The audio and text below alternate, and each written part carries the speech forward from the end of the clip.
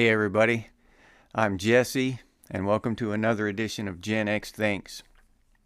And today I'm going to talk about Hurricane Milton. Yeah, we got another one coming.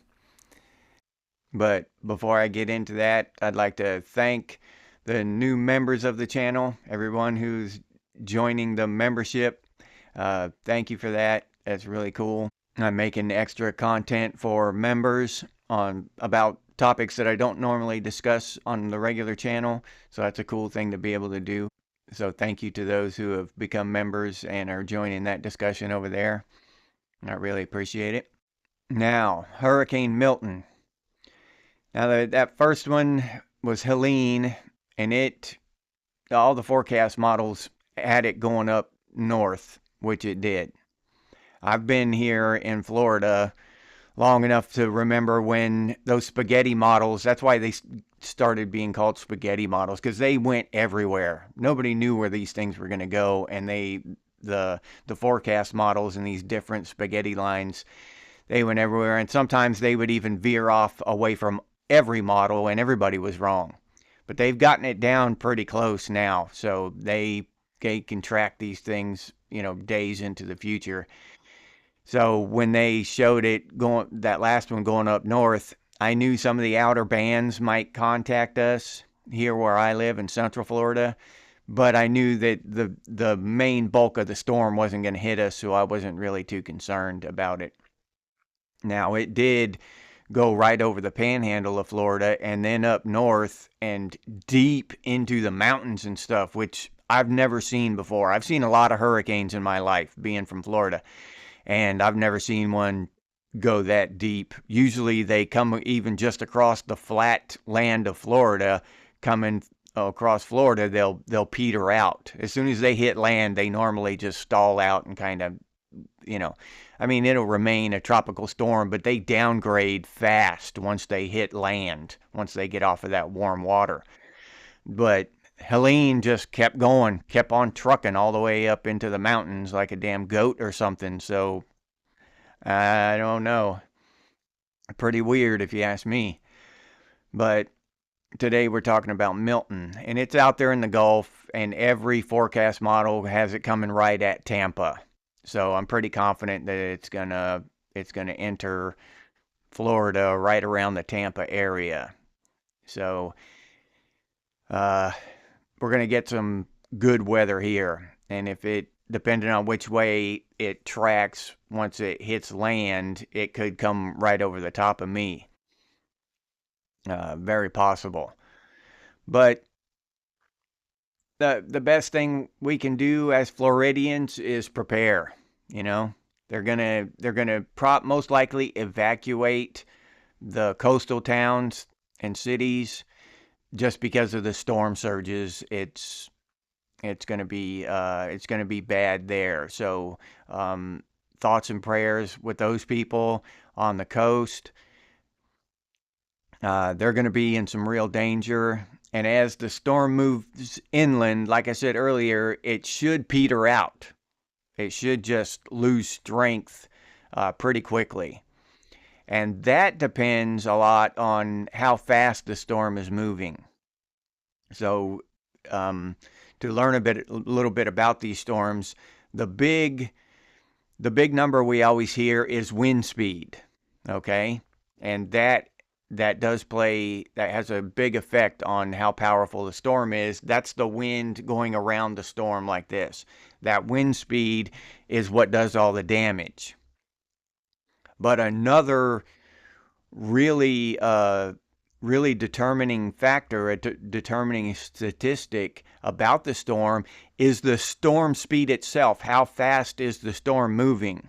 Because slow moving storms do more damage. All right, because you're experiencing that high wind and rain for a longer period of time. Fast moving storms just blow right over. You'll get some high winds for 45 minutes or an hour, and then the storm is gone. But if it moves inland and just stalls on you and then continues to spin, then that's where a lot of damage comes inland. Here in Florida, anyway. But if it just, if it just skips right over Florida and goes into the Atlantic, I mean, we're going to get some damage, but it won't be catastrophic in most cases. Now they're on the coast, a different ball game. It's almost like living in two different parts of the country or something, inland Florida and coastal Florida. That's how much the storm changes from the time because they're literally experiencing the storm before it even hits land. They're on the coast, so it's still at full strength. Those people are the ones that need to be worried about. I mean, the rest of us, normally, I've been through a bunch of these things, and normally the power will go out for a few weeks here inland. That's our big concern. And then a lot of us aren't on some kind of city water system, so we've got wells, and they're run on electricity. So when the power goes out, you lose water. You lose everything. Water, refrigeration, air conditioning, everything. So that's the main concern, is losing power. Now we've got a lot of trees around here, but and that's a concern, trees falling down. There are a lot of them, and quite a few of them do get knocked down in hurricanes, but for the most part, these trees have already survived multiple hurricanes. Their roots are deep. It doesn't, it's not the catastrophic effect like Mount St. Helens just knocked down a whole forest. It's not like that. You get certain trees here and there that fall down, and of course, it's almost like falling trees are attracted to power lines and that kind of stuff. So they're always falling on power lines and across roads. You walk out in the forest and no trees are falling over. It's just the ones that have been cleared around pretty much so they can catch the brunt of the wind. But when you have a whole forest, the wind goes over the top of it and doesn't get down in there and really do damage to the trees. And a lot of our houses have weathered hurricanes. We've got houses that have been through multiple hurricanes. So I mean, overall, it's a pretty safe thing here in inland. And we don't get the flooding. We just don't get the flooding that the people do up north. We don't have a lot of streams and rivers and stuff like that. No dams down here, nothing like that. Florida's flat like a plate. Not only that, all of our ground is sand, even inland. We don't have any dirt here. For those of you who don't know that, we don't have any dirt in Florida. It's all sand. We call it dirt, but it's sand. And it's really porous, and it soaks up water really fast. I mean, we'll get floods, don't get me wrong, but they're just not to the catastrophic effect that happened with Helene up there, up north. Up north, you've got rocky ground, and water will sit on top of it for longer. Down here in Florida, it'll sit on top, but just not as long. We don't get houses washed away and stuff. Now, of course, somebody can dig up a picture or video sometime and prove me wrong that a house got washed away in 1904 or whatever. I'm sure houses have been washed away. But as a rule, we don't get that kind of flooding. We do get flooding, and it will come in the house and ruin a bunch of stuff. It does happen, but we did not to the degree that y'all do up north and in other countries, I'm sure. So inland Florida, we just look at hurricanes differently than a lot of people do. We're used to them, for number one. We've seen bad ones, and they've never done really catastrophic damage. So we're just kind of, another hurricane. I'm as prepared as I can be. Ready for several weeks of power outage. So that's just something that we deal with here. Not, I wouldn't say on a regular basis, but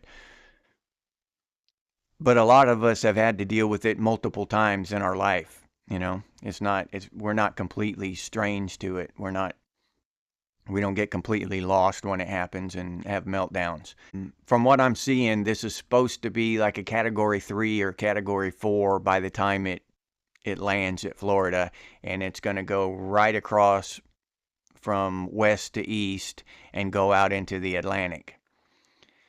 It could do some real damage depending on how fast the storm is moving and all these other factors. They're talking about 175 mile an hour winds.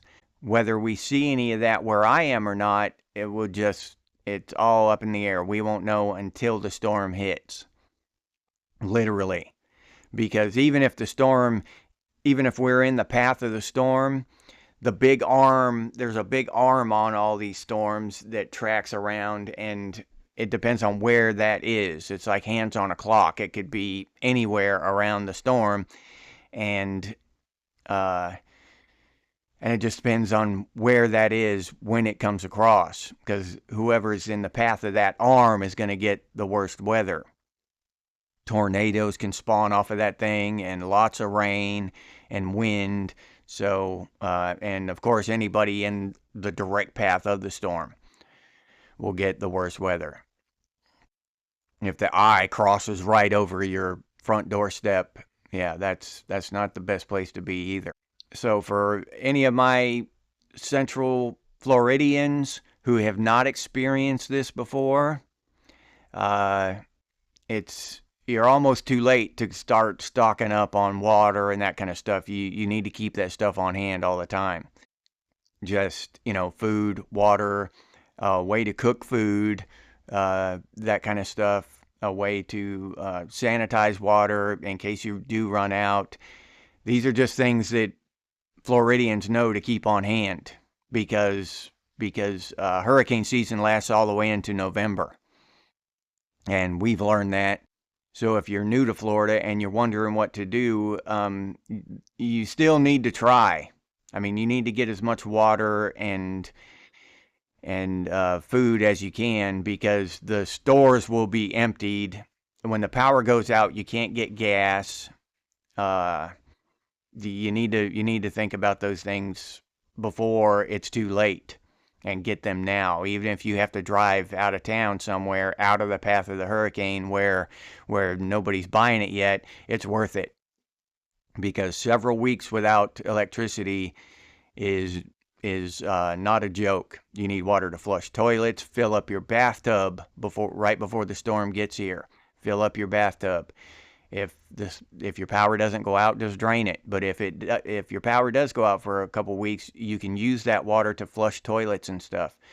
So these kind of things are things that Floridians just know to do. But in all honesty, from now on, if you plan on staying here in Florida, you just need to do that stuff before hurricane season even gets here. You need to be prepped. Not fill the bathtub, but have water on hand, extra food, that kind of stuff. And as far as small towns and stuff, we've never really had a major catastrophe in a largely populated area. We've had hurricanes hit them, but not do like apocalyptic damage and shut. It hasn't been that bad, not like up north with Helen just now. But mostly in rural communities and small towns and stuff, there is no civil unrest or anything. You don't have to worry too much about vandalization, looters, people robbing and stealing, stuff like that. Not any more than you normally would. You know what I'm saying? But if it hits a largely populated city, that could be a different story. Now, if it goes long enough without electricity and without government aid and all this stuff, there could be some tough times. So you got to think about that too if you're living in Tampa or something, because there's no telling how much damage this thing can do. You need to think about that stuff too.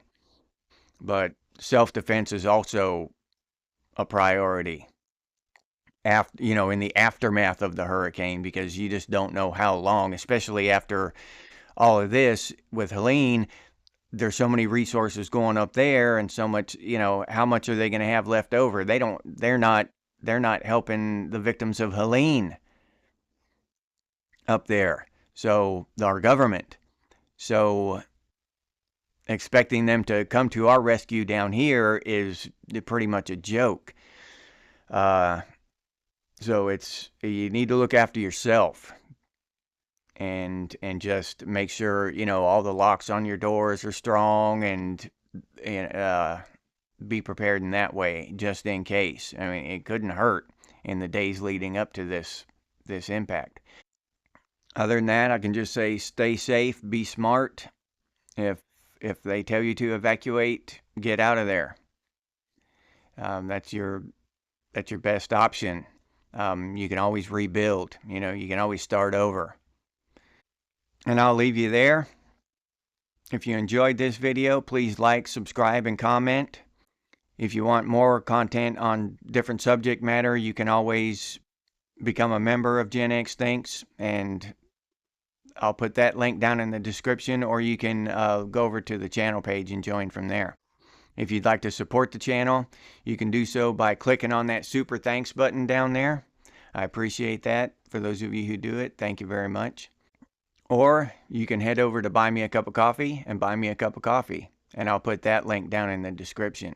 If you're interested in Gen X gear, you can hop over to Redbubble and check that stuff out. We've got all kinds of cool stuff, Gen X and Gen X Thinks branded stuff, stickers, coffee mugs, t-shirts, stuff like that. I'll put that link down in the description as well. If you can't or don't want to support the channel in any of those ways, you can always do so by sharing these videos on your social media. That helps out a lot. Thank you very much to those of you who do that. I really appreciate it. If you have any ideas for future episodes of Gen X Thinks, please put those down in the comments, or you can email us in the emails over on the channel page. And as always, stay safe and stay frosty, Gen X. I'll see you on the next one.